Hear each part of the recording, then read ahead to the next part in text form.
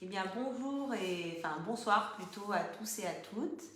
Bonsoir Instagram, bonsoir Facebook, merci de nous rejoindre pour notre live mensuel de développement personnel qui aura pour sujet et thématique très intéressante et qui touche plus d'un Français sur 5, l'hypersensibilité. Alors on vous laisse le temps comme d'habitude de vous connecter. Bonjour à Claudine. Bonjour, on ne dira pas bonjour à toutes celles et ceux qui nous rejoignent parce qu'on sera en train de présenter ce qu'on vous a préparé sur l'hypersensibilité. Donc voilà, merci à vous du fond du cœur de votre fidélité, de nous rejoindre tous les mois pour un sujet différent, pour à chaque fois un sujet qui nous interpelle et qui fait sens pour nous. On ne choisit pas nos thématiques par hasard, c'est ou parce qu'elles nous, en tout cas, elles nous parlent à chaque fois. Des fois, on a traversé certains épisodes ou en tout cas, on a des connaissances dessus.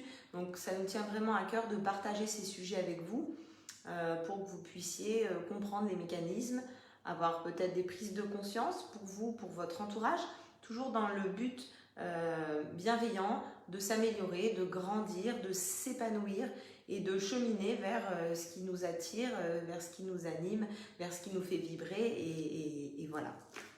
En tout cas, sachez qu'il y a une petite nuance ce mois-ci, c'est qu'il n'y aura pas de live au mois de septembre. Et bébé oblige. Donc sachez que ce live et cette offre qui a trait donc à l'hypersensibilité sera valide et valable pendant 2 mois, donc tout le mois d'août et tout le mois de septembre.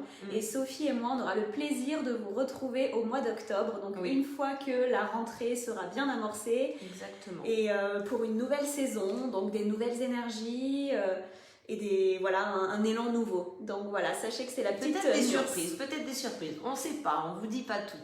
Oui, il y a le bébé donc de Cassandra, la petite fille qui est à 2 doigts de naître. Donc on va lui laisser le temps de profiter de la fin de sa grossesse et de l'accouchement qui est quand même imminent. Une étape. Et puis en plus, comme le mois d'août, c'est un mois où les gens sont un peu en congé, etc.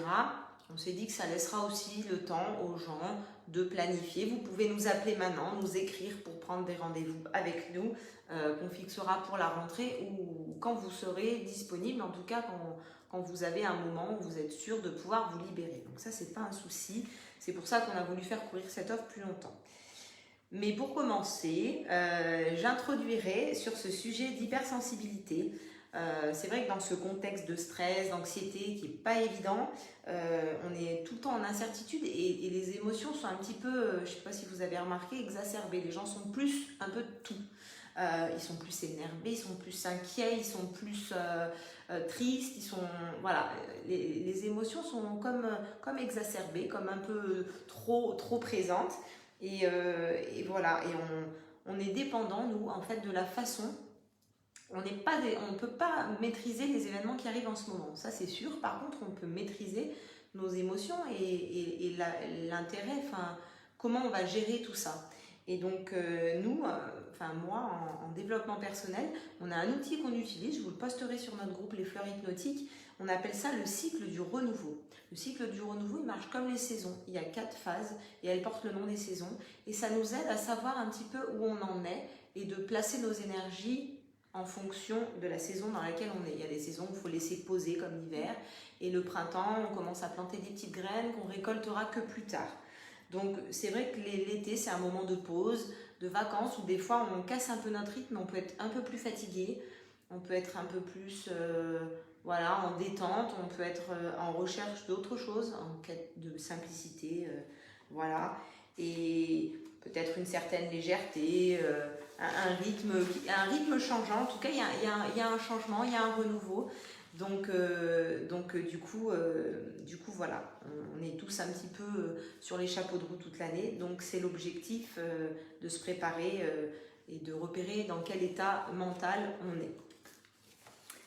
C'est une très belle introduction, surtout en parlant du contexte actuel. Moi, je vais aller dans le vif du sujet en se demandant qu'est-ce que l'hypersensibilité.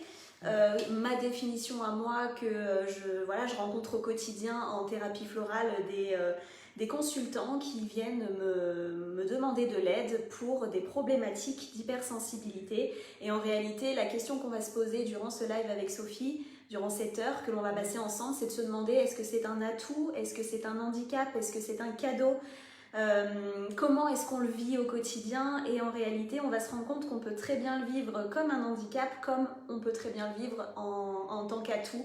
Et je pense que si Sophie et moi, nous sommes thérapeutes aujourd'hui, c'est qu'effectivement, on a un parcours d'hypersensible. Et donc, on peut vous parler d'un point de vue personnel, d'un point de vue professionnel, de ce tempérament, de ce comportement, parce que ce n'est pas une anomalie, c'est pas une pathologie, c'est pas une maladie. C'est simplement un type de comportement de personne. Et c'est vrai que c'est intéressant de se dire qu'en fait, l'hypersensible, c'est une personne qui va être capable de capter la réalité, mais par le prisme de ses sens, par le prisme de ses émotions, par le prisme de ses perceptions, mais surtout par son corps. Parce que c'est vrai qu'on a 3 formes d'intelligence, en règle générale, on définit ça, même si on a plusieurs intelligences, mais je trouve qu'on a 3 forme prédominante d'intelligence dans le quotidien, à savoir l'intelligence de la tête, donc de la raison, de la logique, l'intelligence du cœur, donc quand notre cœur, notre intuition nous dicte quelque chose, et enfin l'intelligence du corps. Et l'intelligence du corps, c'est vraiment une intelligence qui est en lien avec la part animale qui est en nous, parce que les animaux, au quotidien, sont des hypersensibles. On sait très bien que la biche réagit à au moindre changement de température.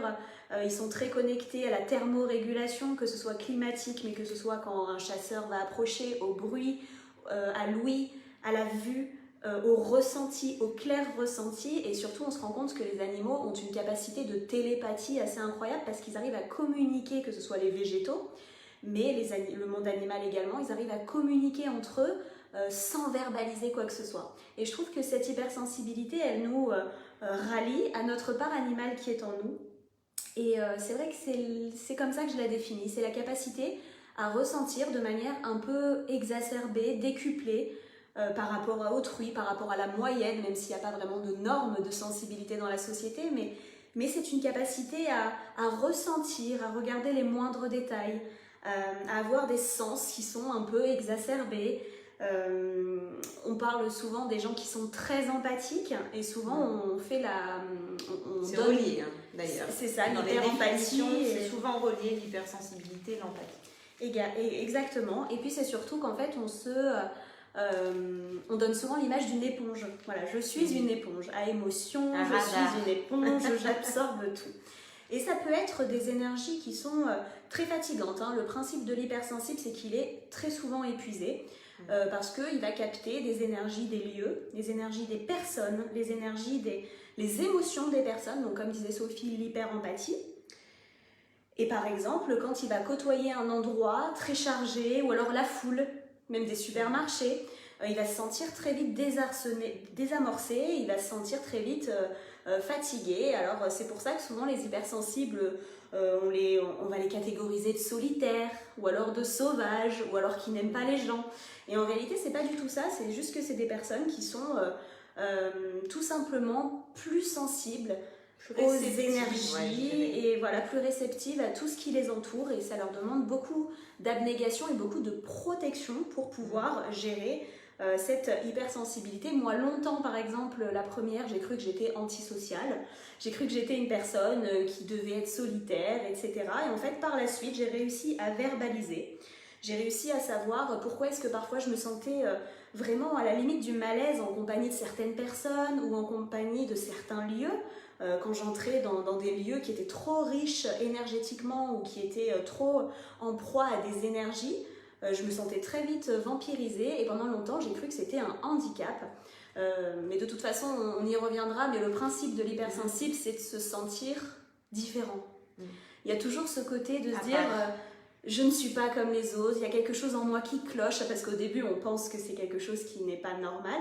Et parce que c'est pas palpable, c'est pas mesurable. Et puis en plus on n'arrive pas à le verbaliser, on ne sait pas qu'en fait c'est totalement normal de ressentir ça. Et la société aujourd'hui qui ne parle pas beaucoup d'émotions ne nous dit pas c'est normal. Non, on est plutôt dans le tabou des émotions, donc être hypersensible aujourd'hui c'est mal vu, que ce soit au travail ou autre. Donc c'est vrai que c'est compliqué de pouvoir vivre avec cela, mais on va vous trouver des solutions avec Sophie pour pouvoir en faire un atout dans votre vie. Déjà, comme le dit si bien Cassandra, à chaque thématique, l'importance, et c'est pour ça qu'on passe par une phase de définition et de définition un peu plus profonde, parce que l'importance déjà c'est de repérer les choses, de les repérer, de les comprendre avant de pouvoir agir dessus. Comme chaque chose, l'hypersensibilité c'est quelque chose qui touche un grand nombre de personnes, mais pas tant que ça. C'est quelque chose qui est ni palpable ni mesurable quantitativement comme qualitativement. Celui à qui ça arrive est un peu démuni, personne ne lui a expliqué comment ça marchait, il n'y a pas de mode d'emploi. Donc il arrive avec quelque chose de compliqué. Donc l'hypersensibilité, en psychologie, c'est une sensibilité qui est plus haute que la moyenne, provisoirement ou durablement, pouvant être vécue avec difficulté par la personne concernée elle-même, ou perçue comme exagérée, voire extrême par son entourage. Donc c'est les gens qu'on dit ouais ils sont too much, ils sont trop sensibles. Voilà, Ils prennent tout à cœur. C'est blanc ou noir, il n'y a pas de nuance. En gros, pour schématiser le truc. Donc sensible ou hypersensible. Donc la sensibilité, on en a tous une qui est plus ou moins grande, et c'est la faculté que nous avons de sentir les choses. Donc sentir, comme Cassandra disait, quand des fois je suis en présence de certaines personnes, il y a quelque chose qui se dégage d'eux. Mais c'est pas... Des fois, enfin souvent d'ailleurs, c'est sur des personnes qu'on ne connaît pas. Donc on ne peut pas expliquer ça avec des mots. C'est vraiment quelque chose... Des fois, on croise des gens, ça nous fait hérisser le poil, ou ça nous bloque, ou on a du mal à respirer, ou on a une boule dans la gorge. On a un symptôme physique qu'on ne sait expliquer. Donc c'est quelque chose qui est surprenant. Parce que voilà, personne ne sait trop comment ça fonctionne le truc. Et décontenançant, parce que et on ne sait pas voilà, quoi mettre en regard. Donc nos émotions, elles sont plus intenses pour quelqu'un d'hypersensible, plus profond, plus durable.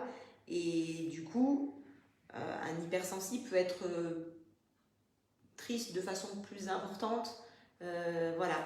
Et en même temps, fait preuve d'une grande empathie. Comme on disait, les émotions, les ressentis et l'empathie sont vraiment imbriqués. L'empathie, c'est quoi? C'est quelqu'un qui a une faculté, une capacité, et ça ne s'apprend dans aucun livre ni à l'école, de ressentir les choses et d'être capable de se mettre à la place de l'autre. Comme si Cassandra avait des lunettes de vue et que je lui empruntais ses lunettes pour regarder à travers. Je regarde à travers le prisme de l'autre. Et je comme ressens. Si je voyais en fait à l'intérieur de la personne ce que vraiment il ressent au plus profond de son cœur, de son être, de son âme. Bien souvent on voit des gens, on leur dit ouais comment ça va, mais des fois derrière le ça va il y a quelque chose d'autre, et il n'y a que les personnes empathiques, hypersensibles qui sont capables de lire, de déchiffrer. Après ça se travaille, il faut être un peu plus à l'écoute, de déchiffrer par le langage non verbal, par les sensations corporelles qu'en se connectant avec l'autre de cœur à cœur, on peut ressentir. Si on ressent de la tristesse, si on a la boule dans la gorge, qu'il y a peut-être quelque chose chez l'autre qui passe pas, qu'il a du mal, ou si on prend mal au ventre, c'est qu'il y a quelque chose qui n'est pas digeste ou une situation difficile à vivre. Et en fait, un empathe, il arrive à voir à travers l'autre quand ça va pas, même quand la personne en question dit que ça va. Parce qu'on sait lire, déchiffrer certains signes qui ne s'expliquent pas, même des fois il n'y a pas beaucoup, c'est très fin, mais on arrive à lire dans les gens. Donc l'avantage, il est là. C'est un beau cadeau. C'est compliqué à vivre parce que tout est décuplé, on peut pleurer en regardant quelqu'un mourir à la télé, on est capable de beaucoup de choses, de ressentir des choses un petit peu hors du commun, donc ça peut faire peur, ça peut être inquiétant, on peut aussi avoir du mal à gérer parce que toutes ces émotions négatives qu'on arrive à ressentir, il faut à un moment arriver à s'en défaire aussi, et ça j'en parlerai après, de ne pas se laisser happer par ce beau cadeau. Et donc c'est un cadeau, oui, parce que c'est comme un don qu'on a d'arriver à ressentir les choses comme les animaux le font entre eux, ou comme pour les personnes qui ont des animaux et qui connaissent ça, quand on a un chat, un chien ou un autre animal qui nous est proche, on est très très connecté. Et l'animal, il n'a pas besoin qu'on lui dise des choses. Quand vous êtes triste, votre animal, il vient se mettre sur vos genoux sans que vous lui demandiez de venir. Il vous suit de partout. On dégage des ondes ou des hormones, je ne sais pas, qui nous font se connecter de cœur à cœur. Et quand on est empathique, eh ben c'est vraiment cette connexion invisible qui ne s'explique pas de cœur à cœur et qui font qu'on a cette capacité de comprendre les autres, de se mettre à leur place. On n'a pas leur vécu, on n'a pas leur histoire, on n'a pas leur passé. Mais ces gens-là, quand ils sont en face de nous, ils savent que nous, on n'est pas dans le jugement et qu'on est là pour accueillir ce qu'ils ont à nous dire. Et c'est là que les gens, ils font sauter un cadenas, ils déverrouillent et qu'ils arrivent vraiment à parler avec leur cœur, avec le plus profond d'eux.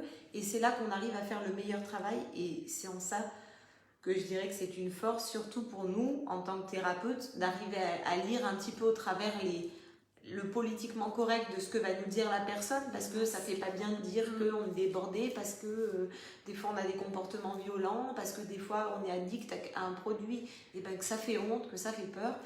Et ben l'avantage c'est qu'on arrive vraiment à se connecter et que les gens vont parler de leurs difficultés sans avoir peur du jugement, sans avoir peur d'être quelqu'un de mauvais, parce que voilà, à un moment on peut se livrer de façon naturelle et c'est là que c'est très très important. Ok, un petit point sur un petit peu plus spirituel, dans le côté de l'hypersensibilité, il y a des personnes qui sont capables de ressentir le monde de l'invisible. Alors comme disait Sophie, quand le chat, typiquement le chat c'est la porte entre le monde concret et intangible, il y a des personnes hypersensibles justement qui sont capables de capter des choses de l'ordre du subtil et du monde invisible. Donc c'est vrai que quand on est en lutte et en résistance, parce que l'on a peur de ce don, parce qu'on a peur de cette capacité, on va se rendre compte que ces personnes vont souvent capter ou entrer en résonance avec des entités entre guillemets du bas astral, alors que justement si on est dans cette ouverture du cœur, dans cette acceptation, dans cet accueil et dans l'amour, on va pouvoir capter de l'ordre de l'invisible des choses qui sont à haute fréquence vibratoire. Donc c'est pour ça que j'insiste, et aujourd'hui dans mes consultations pour les personnes qui ont besoin d'accompagner un potentiel, puisque une capacité médiumnique par exemple ça s'apprend, ça s'expérimente, ça se travaille, ça s'aiguise. Il y a très peu de médiums qui du jour au lendemain sont ok avec ça. Au début c'est un parcours un petit peu tumultueux de résistance, de peur, d'acceptation, de découverte, de déni parfois. Et puis on peut sembler terrorisé par rapport à des choses qu'on ne maîtrise pas, qu'on ne contrôle pas. Donc quand j'accompagne des gens qui sont dans cette volonté d'aiguiser leur sensibilité pour avoir accès à des canaux, accès à des potentiels qui sont enfouis, je les invite fortement à augmenter leur vibration et je les invite fortement à ne plus être dans la peur, dans la résistance, dans la terreur, dans la honte même parfois. Exactement, et d'être dans l'acceptation, dans le cœur, pour pouvoir capter des choses à haute énergie et pas des choses à basse énergie. Donc la sensibilité et l'hypersensibilité, c'est vrai que ça a beaucoup d'atouts quand même, comme la manière dont on le présente, à partir du moment où on sait bien le gérer, à partir du moment où on ne se laisse pas vampiriser, et à partir du moment où on sait se protéger de toutes les énergies toxiques, que ce soit qui sont émanées par une personne, par un lieu, par un égrégore. Par exemple, on voit très bien en ce moment dans le contexte actuel que l'on vit qu'il y a des énergies vraiment très tumultueuses, je dirais. C'est pas très simple à vivre au quotidien pour les hypersensibles et c'est important de se protéger. Voilà, c'est très important de se protéger, et quand on sait bien gérer, quand on sait bien s'ancrer, quand on est dans le cœur, quand on est dans la fréquence vibratoire haute et qu'on sait bien se protéger, être dans une protection, dans une bulle protectrice, on peut avoir accès, je vais vous donner quelques exemples d'hypersensibles qui ont réussi à avoir des capacités assez incroyables, aux rêves prémonitoires, à la clairvoyance, à la clairaudience, au clair-ressenti, à la télépathie, à l'intuition, à la créativité, mais toute forme de créativité, pas uniquement l'art, non, ça peut être la cuisine, ça peut être le jardinage, ça peut être... On ouvre des potentiels qui sont illimités. l'abondance, même, je parlerais même Ouais, d'abondance. Et l'hypersensibilité, il faut la reconnaître quand on a ces capacités, qu'on ne sait pas trop comment les nommer, voilà. On vous a donné quelques pistes pour savoir si c'était votre cas, ben voilà, les grandes fatigues, quand les émotions des autres nous touchent, c'est-à-dire que on peut être triste pour une personne qu'on ne connaît pas, qu'il est arrivé quelque chose de dramatique ou de grave. Quand les reproches des autres à notre égard nous sont très violents, très douloureux. Si on est souvent fatigué, parfois ça peut pousser à l'anxiété inexpliquée, voire l'irritabilité aussi d'avoir toutes ces émotions et de ne pas savoir qu'en faire. Bien, du coup, ça peut aussi rendre irritable.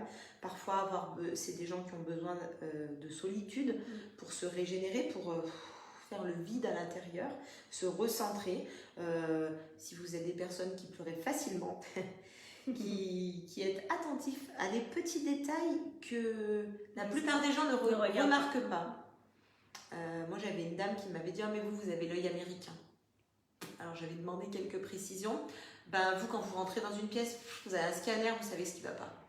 Et il y a cette capacité un peu à prendre la température d'une pièce sans y être depuis 2 heures et avoir fouillé dans les moindres recoins. C'est cette capacité de voir au-delà de voir le de moindre ce qui est palpable. geste, Voilà. entendre le moindre petit mot, le petit détail, c'est ça. C'est typique de l'hypersensibilité. Donc c'est une force comme on l'a dit, mais elle peut aussi terriblement faire souffrir. Et du coup, je voulais vous parler des choses, des petites astuces, des pistes pour se protéger si vous faites partie, comme un nombre limité de personnes, de ces gens qui ont un tempérament à l'hypersensibilité. Donc souvent, comme l'a dit Cassandra à juste titre, on arrive à se sentir un peu à part, anormaux, pas comme les autres, ou on a une part d'incompréhension de dire mais qu'est-ce qui m'arrive, pourquoi qu'est-ce qui cloche chez moi, pourquoi quand on me dit un truc anodin, moi ça va me faire l'effet d'un coup de poing dans le ventre, mais je le dis comme ça parce que je l'ai vécu, c'était violent même des fois, ça aurait presque pu être un coup de poignard. Et bien en fait il faut prendre de la hauteur, se détacher en fait de ces émotions qui sont exacerbées, qui sont plus fortes, qui sont vécues de manière plus intense. Il faut essayer de prendre de la hauteur, de la distance et de remettre les choses dans leur contexte. Souvent, les choses ne sont pas dites pour nous blesser, mais nous, en tant qu'hypersensibles, on peut le prendre pour nous personnellement. Donc, des 4 accords Toltec, ne pas prendre personnellement les choses. Toujours se dire, attends, voilà, je vais mettre mon émotion là, je m'en sépare pas, mais je la mets juste là, un petit peu plus loin, et puis je vois ce qui se passe. Je regarde comme quand on va en montagne et qu'on regarde la vallée avec une altitude incroyable et on voit les choses différemment. On les voit plus petites, moins précises et on a plus d'air, on se sent plus libre. Et ben, de cette manière-là, on peut un peu se détacher de nos émotions et prendre du recul par rapport aux situations et essayer de raisonner tranquillement en se posant les bonnes questions et en se disant voilà, quand il y a l'émotion, et ben de lui parler. Quand par exemple on est triste, au lieu de la laisser rentrer directement, ben, je pourrais dire, on va lui demander ses papiers d'identité. On va lui dire d'où tu viens, qu'est-ce que tu veux, à qui tu appartiens. Est-ce que tu m'appartiens, est-ce que tu appartiens à quelqu'un d'autre ou à une situation. Pourquoi elle s'avance comme ça vers nous. Peut-être qu'on a un rôle à jouer et de faire de cette situation un avantage pour les autres ou pour nous-mêmes. Mettre des mots sur ce que vous ressentez, pour ne pas être noyé dans vos ressentis. Écrivez, si ça vous fait du bien, écrivez sur un papier ou dessinez. Voilà, faites en sorte de faire ressortir toutes ces émotions pour les rendre palpables et pour leur donner une contenance et pas se laisser envahir. En fait, il faut apprendre la raison de vos émotions pour pouvoir travailler sur leur équilibre et de visualiser une frontière entre vous et les autres. Comme disait Cassandra, la bulle protectrice. Moi, je le fais souvent, je le travaille en hypnose, je le travaille avec mes patients en auto-hypnose, le travail de la bulle personnelle. Tout le monde peut le faire à n'importe quel moment pour les soins douloureux. Et c'est super puissant. Efficace. Vraiment. C'est-à-dire qu'on crée une bulle virtuelle, évidemment, autour de nous. C'est pas anecdotique. On laisse rentrer ce dont on a besoin et on sort tout ce qui nous sert à rien. Et là, on se protège. Et ça, c'est très important de la vivre en sensation. Et ça, on le travaille en hypnose. Donc, la visualisation. Et après, n'hésitez pas à vous faire aider pour mieux accueillir cette hypersensibilité. Pour finir, les quelques petits conseils. Apprendre à se connaître vraiment. Ses besoins, ses qualités, ses défauts, ses talents. Accueillir ses émotions, nos expériences du passé. Se pardonner. Et écouter nos ressentis physiques. Souvent, quand on a une douleur, on l'a déjà dit dans plusieurs lives, une douleur physique cache toujours une émotion mise sous le tapis. Il faut aller gratter et l'affronter pour pas que ça devienne dramatique. Apprendre à respirer, souffler, détacher son mental de son corps. Apprendre à se poser, à décompresser, à prendre le temps, de la hauteur, du recul, comme je vous l'ai dit, sur vos situations, vos relations. Mieux vaut mettre de la distance sur une situation ou sur une relation douloureuse toxique. Et prendre le temps d'analyser les choses avec du recul que de foncer tête baissée et d'aller droit dans le mur. Retrouver la notion du plaisir pour soi, se faire plaisir pour être bien en accord avec qui on est. Pratiquer une activité physique ou artistique pour un peu envoyer nos émotions dans notre côté créatif. On en a tous un et on en a tous un différent, et c'est ça qui est intéressant, pour justement un peu éloigner nos émotions quand elles nous absorbent et apprendre à développer un équilibre entre nos pensées, nos émotions, nos sensations et nos comportements, afin de retrouver une confiance et une estime de soi pour aller de l'avant. Très joliment dit. Bon, alors, je vais peut-être vous laisser voter. Alors, pour vous, l'hypersensibilité, c'est un handicap ou un atout? Mettez simplement le mot handicap, atout, handicap, atout. On essaye de lire. Moi, j'ai pas mes lunettes, c'est écrit petit. Votez. Mais bonjour à toutes ceux et celles qui nous ont rejoints. Et puis, apparemment, ça a bien résonné chez Marjorie, les animaux hypersensibles. Ouais, c'est... Oh oui. En tout cas, sachez que effectivement, je vais pas spoiler la réponse, mais effectivement, tous les hypersensibles vous le diront, au début, c'est vécu comme un handicap. Oui. Au début, c'est un handicap. Il suffit qu'on se rappelle des moqueries qu'on a vécues à l'école parce qu'on a pleuré devant un film, ou parce qu'on a réagi de manière disproportionnée, ou parce qu'on a vécu l'humiliation parce que les autres copains n'ont pas cette sensibilité.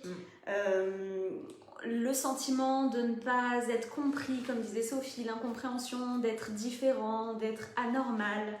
En réalité, comme je vous le disais tout à l'heure, si on n'est pas ancré, si on n'est pas dans sa verticalité, si on n'est pas aligné, si on n'est pas dans le cœur, effectivement, ça se retourne contre nous.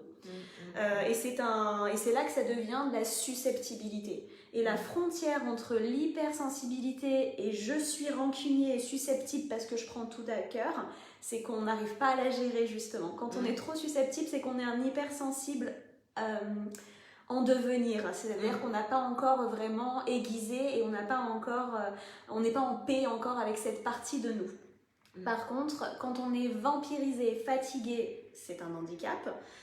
Encore une fois, si on se laisse happer, comme disait Sophie, à qui ça appartient? Parce que le principe de l'hypersensibilité, le revers de la médaille, c'est l'anxiété. C'est irrationnel, c'est intangible, je ressens quelque chose mais j'arrive pas à le verbaliser, je sais pas pourquoi mais je me sens mal, et ça c'est vrai que ça peut être vécu vraiment comme un handicap. Par contre, si on en fait un cadeau, si on le vit vraiment de manière bienveillante, on ne refoule plus ses émotions.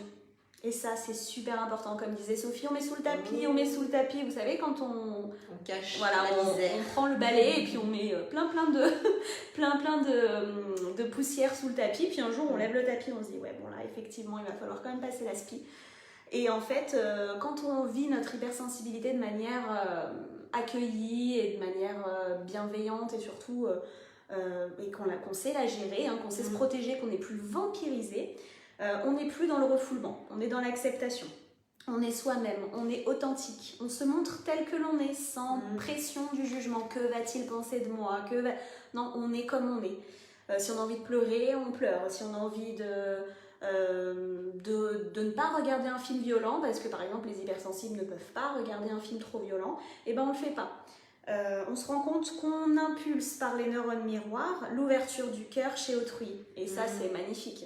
Ça, c'est formidable. Une fois qu'on le sait et qu'on sait l'utiliser, c'est des personnes dans tous les tests psychologiques, c'est prouvé scientifiquement que c'est des gens, les hypersensibles, qui sont classés, entre guillemets, j'aime pas trop ce mot-là parce que j'aime pas faire rentrer les gens dans une case, mais bon, comme ça existe, ce type de classement, qui sont classés dans les personnes aidantes.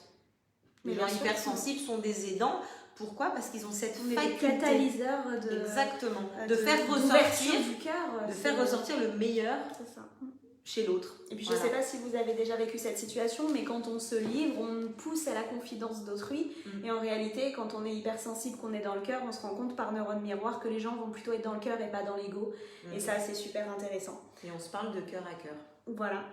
Et puis comme je le disais tout à l'heure, on peut se connecter au monde animal, au monde végétal, au monde minéral, au monde spirituel, au monde humain, au monde invisible. Et ça, c'est un cadeau de cette capacité de se connecter parce qu'on est tous en reliance, on est tous unis, nous sommes tous un, nous sommes l'unité. Et ça, quand on est hypersensible, on l'a très très bien compris. Sachez que tous les enfants naissent hypersensibles. Et si l'environnement familial est propice à la verbalisation des émotions, à l'accueil des émotions, à la verbalisation émotionnelle, à l'accompagnement dans la bienveillance de ce que l'enfant ressent, il vivra bien avec. Par contre, si on est dans un contexte familial où on va réprimer, refouler, dire non mais t'es un petit garçon, faut pas que tu pleures, être dans ces standardisations, sachez que les enfants vont se sentir seuls, très mal le vivre et le vivre comme un handicap. Exactement. Mais rien n'est perdu. Non, parce qu'après adulte, on peut toujours le travailler. Donc le contexte joue un rôle dans l'appréciation de cette hypersensibilité. Alors j'ai regardé un petit peu vos votes, tout le monde dit à tout, donc ça veut dire qu'il y a beaucoup de gens, mais il y a un handicap. Ouais. Mais rien n'est perdu. On va y venir. Handicap, donc c'est une incapacité à se protéger, on se laisse happer, on se laisse vampiriser et on est très souvent une éponge, on est anxieux. Donc protection. La bulle. Et là, on va vous délivrer notre offre pour vous aider à faire en sorte que ce handicap devienne un atout dans votre vie. Et sincèrement, comme disait Sophie, la bulle de protection, la visualisation en hypnose, moi sincèrement, je dis pas que j'y croyais pas, mais au début j'étais un peu sceptique de me dire bon, juste parce que j'imagine une bulle, ça va normal. Vraiment. Et en fait, c'est incroyable. Alors faut pas juste imaginer, hein. Faut vivre avec tous ses sens. Vraiment. La bulle. Il faut y mettre l'intention, mais alors c'est d'une efficacité. Ça marche très très incroyable, bien. Oui. Donc je vous dirais que devenir bienveillant et indulgent envers soi-même, ça veut dire être moins exigeant et perfectionniste aussi. Foutez-vous la paix et commencez à vivre. Donc notre offre du mois d'août-septembre, puisqu'on vous a expliqué qu'elle durait 2 mois. Jusqu'au mois d'octobre. Toujours au même prix de 40 € pour un flacon de fleurs de bac personnalisé, fait par les bons soins de Cassandra, qui vous fait un petit entretien pour bien définir vos besoins. Alors là, il n'y aura pas d'entretien, ça sera le flacon spécial hypersensibilité, mais je vais vous l'expliquer. Et ben voilà. Et donc moi, je vous propose une séance découverte d'hypno-coaching. On va travailler sur la respiration et la visualisation, la prise de recul et surtout se recentrer sur ses besoins profonds pour être vraiment en accord. Et voilà, donc pour moi, c'est plus qu'une offre, c'est vraiment un cheminement vers un épanouissement personnel qu'on vous propose. Exactement, et une protection. Donc Sophie va vraiment vous accompagner, que ce soit en coaching, en hypnose, à vous protéger des énergies par votre inconscient, par des techniques de visualisation qui sont très puissantes et elle va vous accompagner dans ce cheminement, dans ce processus. Et moi, je vous fais le flacon spécial hypersensibilité qui n'a aucune contre-indication, que ce soit pour des enfants, pour des femmes enceintes, c'est celui que je prends actuellement, pour les femmes allaitantes, pour les gens sous traitement médicamenteux, enfin il n'y a absolument aucune contre-indication.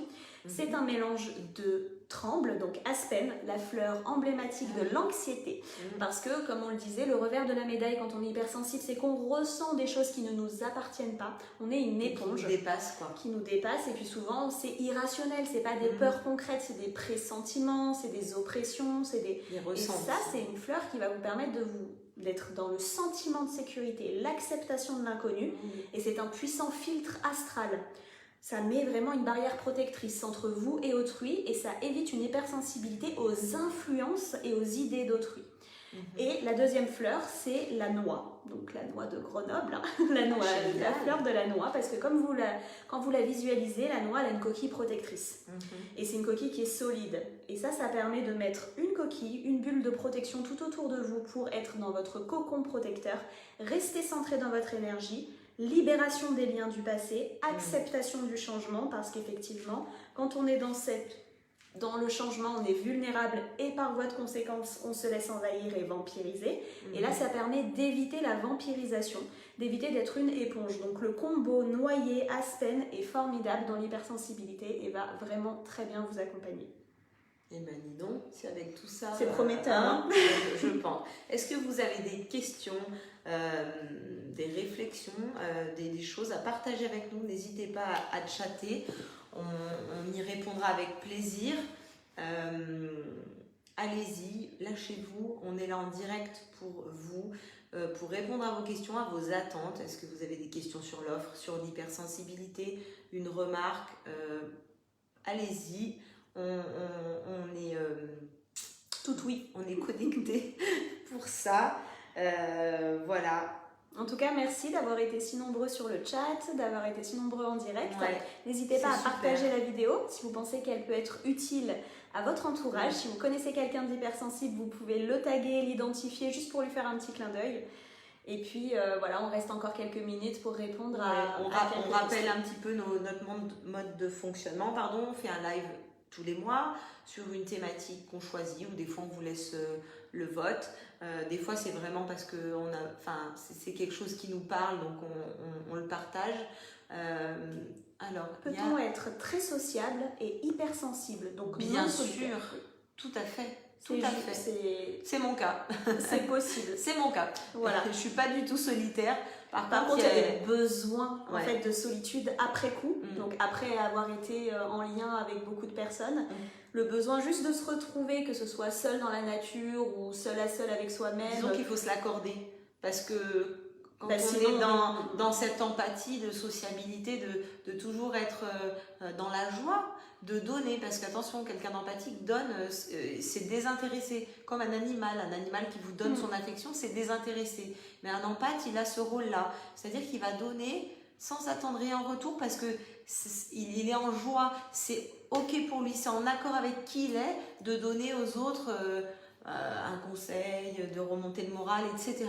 Donc on aime être avec on peut autant aimer être en compagnie du monde parce que ça nous plaît, parce qu'on a ce besoin, c'est notre aidant qui coule dans nos veines. Et d'un côté, attention, parce que justement ça peut nous pousser dans d'autres retranchements, de se préserver et de prendre le temps pour se recentrer, pour se retrouver et ne pas tout donner à son détriment. Voilà, je donne toujours l'image de dire ouais super, en hiver il fait froid, tu donnes tes habits à un sans-abri, mais fais attention de ne pas te retrouver tout nu, parce qu'après c'est toi qui vas avoir froid, du coup tu auras aidé quelqu'un à ton détriment. C'est pas la question. Voilà, il faut toujours faire attention quand on est dans l'hypersensibilité, dans l'empathie, dans l'aidance, que ce ne soit pas notre détriment, parce que malheureusement on peut s'autodétruire. Et là, c'est là où ça va se transformer en handicap.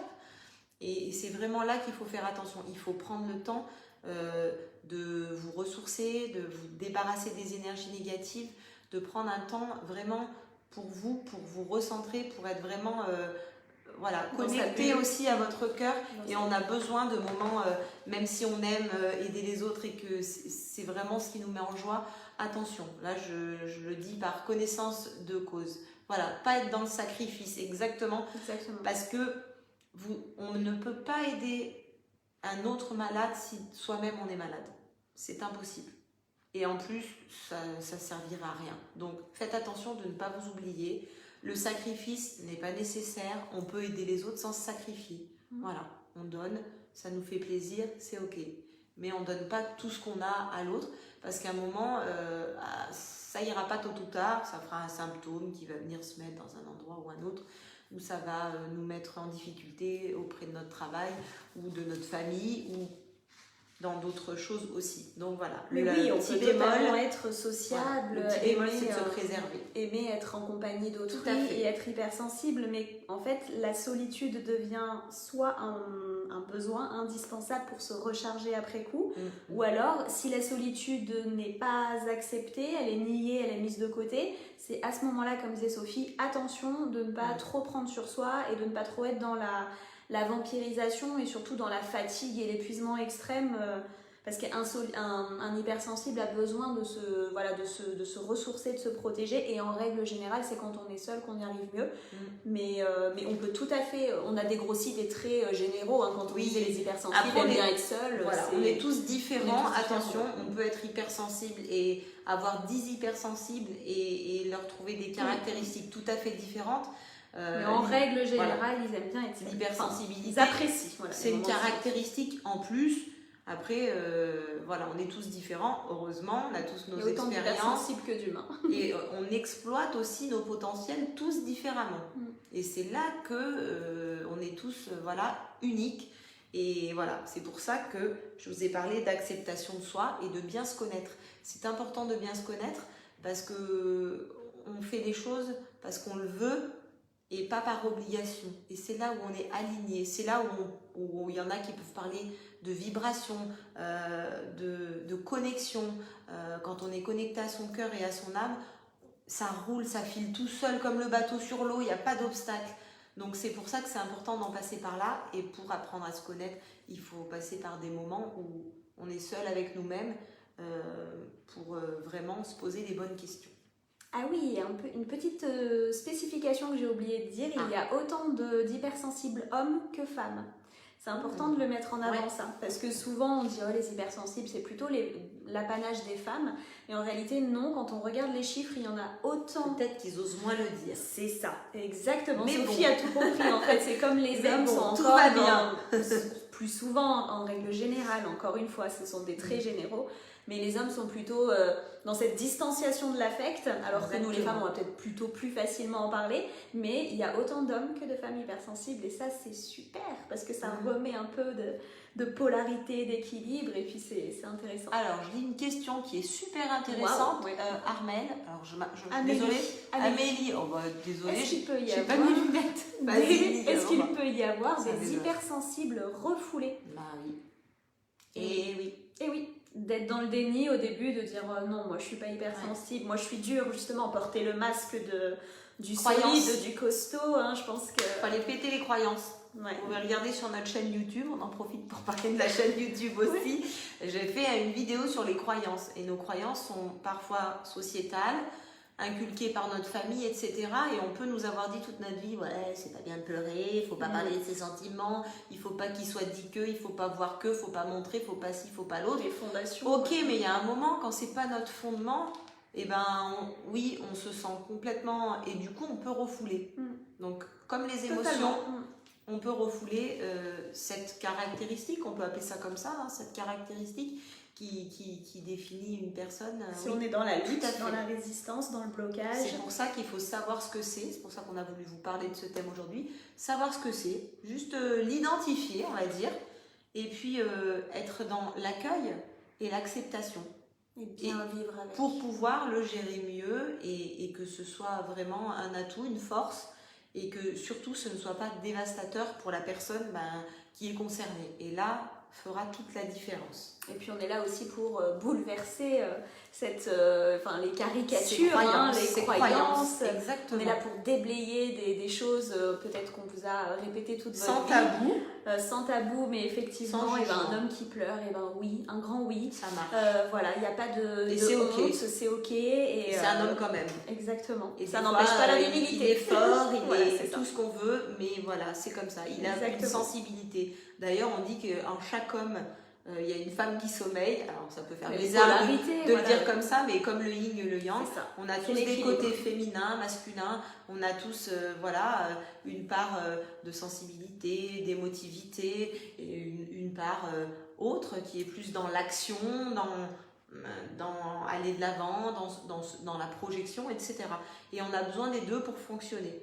Donc ça, c'est des choses qui sont imbriquées. Après, à nous de faire régner l'équilibre à l'intérieur de nous pour pas être désemparés et voilà, comme on disait, pour que ce soit un avantage et pour pas que ce soit destructeur, ni déstabilisant, ni inquiétant, ni toute autre chose qui serait négative.